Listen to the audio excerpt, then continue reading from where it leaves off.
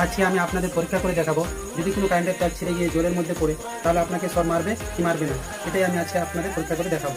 পরীক্ষা করার জন্য আমি এখন একটা পাত্রে জল নিয়েছি, প্লাস্টিকের পাত্রে জলটা নিয়েছি যাতে আমাকে বাইরে শর্ট না মারে। এখানে একটা বাল্ব লাগিয়েছি, আর যে দুটো তার নিয়েছি, একটাতে কারেন্ট আছে, দুটো তার এক জায়গায় ঠেকালে বাল্বটা জ্বলবে।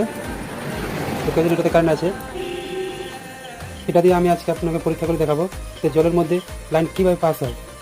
আমি জলের মধ্যে লাগালাম, এই যে দেখতে পাচ্ছেন বাল্বটা জ্বলছে। আমি একটু দূরে করলে বাল্বটা হালকা জ্বলছে, একটু আর দূরে করলে আরও হালকা জ্বলছে, বেশি দূরে নিয়ে গেলে বাল্ব আর জ্বলছে না। বন্ধুরা বুঝতে পেরেছেন, যদি আপনি কাছে থাকেন তাহলে আপনাকে শর্ট মারবে, যদি দূরে থাকেন তাহলে শর্ট মারবে না। যেরকম এই যে বাল্বটা যত কাছে নিয়ে আসছি বাল্বটা জ্বলছে, আবার দূরে নিয়ে গেলে বাল্ব জ্বলছে না।